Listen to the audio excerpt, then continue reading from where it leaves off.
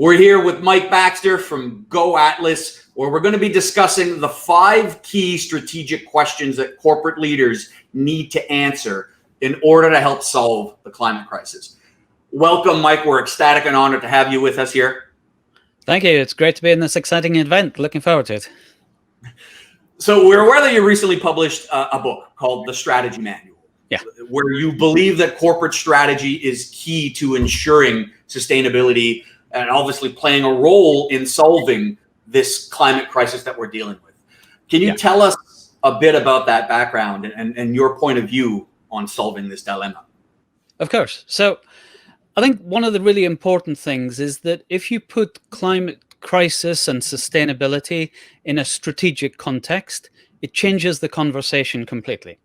So imagine we're having a conversation with a chief executive and we ask about, what role is sustainability playing this quarter? We might get a too busy answer.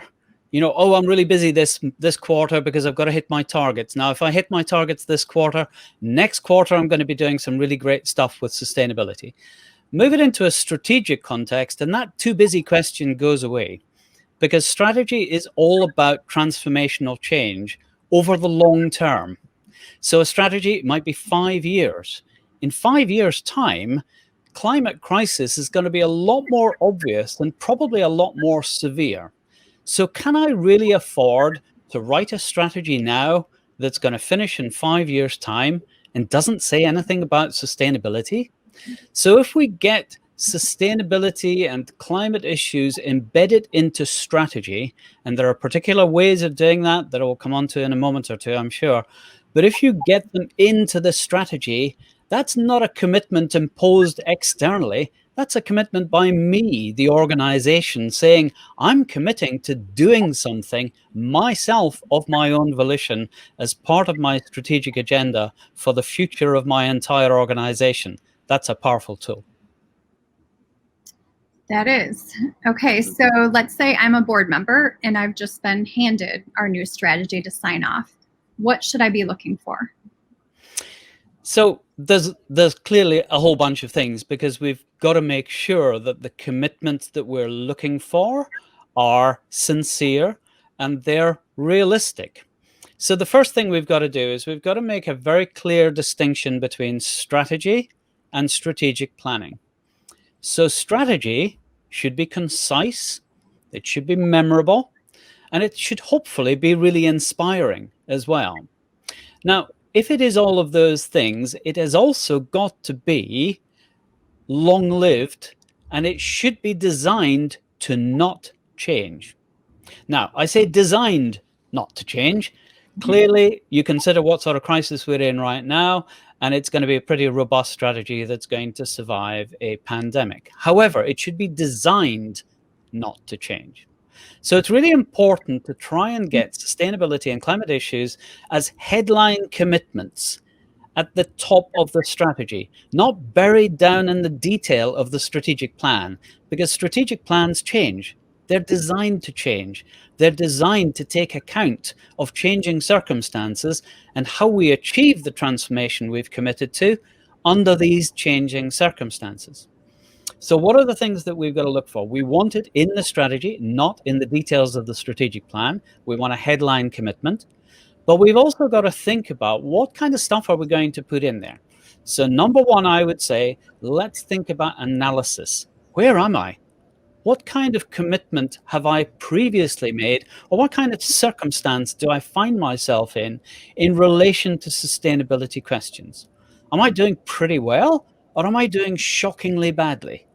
Because that will determine the amount of commitment that I need to put in. The next thing we need to look at is headroom analysis. So headroom is how much movement can I make and how much movement am I going to make? And the things that really need to be taken into account here, imagine that you think about impact. How much impact could I make? I could make a huge amount of impact, or I could make a little impact, and it's going to be related to investment.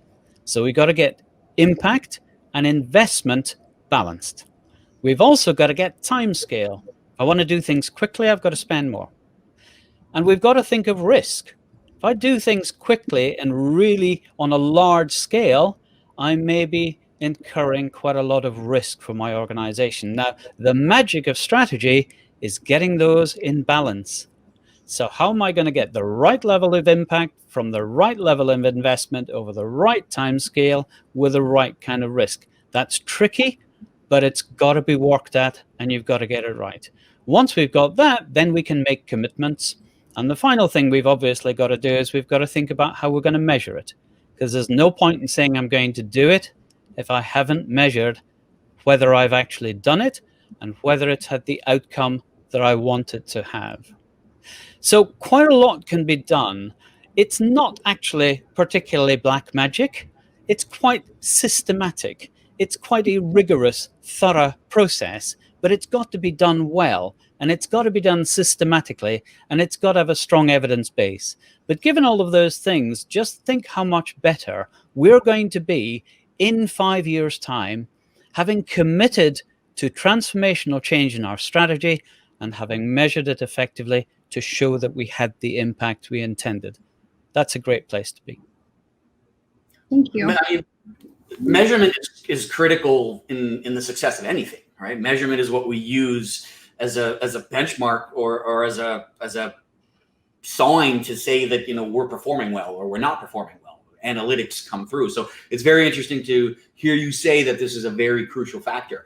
However, when you talk about this, you know, the change is typically going to be long term. You're not going to be able to make such a crazy impact just tomorrow in this world. It's a little difficult to find something that's challenging and achievable over the long term, but you need to kind of try and find a way to measure and solve it right now, right? Yeah. So I would just suggest 2 key principles really about measurement. And the first is that if my organization says that we're going to make this big, bold commitment over a time period, you know, we're going to be carbon neutral by 2030, that kind of impact statement is brilliant. And I will feel a lot better working for an organization that says that.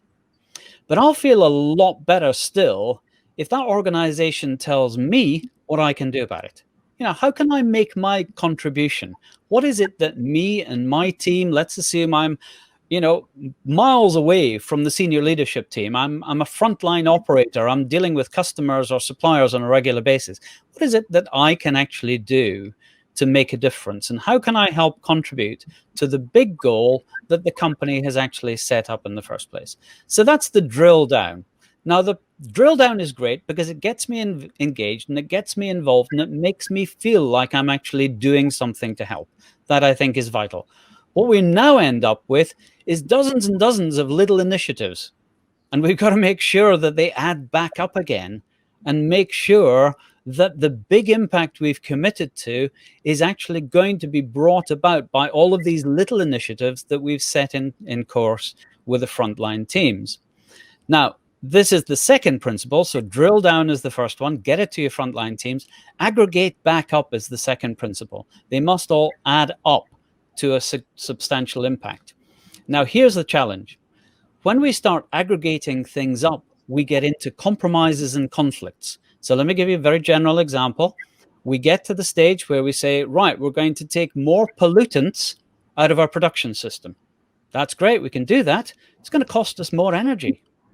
So how do we trade off removing pollutants on the one hand and spending more energy on the other hand? Now, that again is a managerial issue. It could be a strategic issue, but you've got to make sure that the aggregation doesn't mess up the very thing that you're trying to do. So in terms of getting measurement right, we need to start with a big measurement. We need to drill it down so that we can get frontline teams engaged. And then we need to make sure we've got really smart methods of aggregating it back up again. And as soon as you go through that process, senior leadership, all the way through to frontline teams, and then aggregate it back up so that the senior leadership and the board and anybody else can think, are we actually getting to where we want to get to? Again, that's the secret of successful measurement. Okay, so I actually have another question, Mike. In our family last year, we tried to start the process of banning single-use plastics in our home. it was a huge endeavor and it still is. So I'm wondering, as a professional, if you have some advice on how we could, as individuals and as employees, help contribute to make the world a better place. Sure. So one thing that I think is really important is that strategy is not just a business thing. It's a thing for you and me as well. And I don't think the roles are actually that different. I've still got to decide. You've still got to decide. We've all got to decide, what is it that we think is the most important thing we can do? What is the most important change we can make? And, it might be that I'm going to get fit and I'm going to run a marathon. It might be that I'm going to not drive anymore. It might be that I'm not going to take international flights anymore. But all of this requires us to balance off what are the trade-offs and what are the relative costs and benefits. Now, I think it's interesting, Jenn, that you're talking about family commitment, because boy, are they hard. Because you're not just thinking about your own trade-off, you're thinking about how everybody is going to work together. And full marks to you for getting the family committed to do one thing. But it's still a question of strategy. What is it that you're going to make really important? And what is it you're going to commit to in the long term? Because this is a long-term commitment. Giving up single-use plastics this week, it'll make that much difference, but it doesn't make enough difference. So it's got to be a long-term commitment. And making that long-term commitment is a strategic choice. What am I going to put my emphasis on? And what am I going to stick to? And if it's a family decision, what am I going to get my whole family to stick to over the long term? Tough choice, but we're all making them all the time. We just need to focus more on how we make our family lives more sustainable rather than any other thing that we want to prioritize. So great issue, hard choices. I can confirm that. we have teenagers, so some of the moves weren't necessarily popular. Yes. But worth it in the long run, because generally, in their generation, they absolutely have those values. So yeah, sure. That's a great way to think about it with strategy. Thank you. Good. Well, thank you very much. This has been really insightful, and I'm actually excited to go look up some of the things that you said so we can discuss it at work, because I think there's a lot of questions around how exactly to make this happen. So we really appreciate it. Thank you very much for your time. You're very welcome. Lovely to talk to you.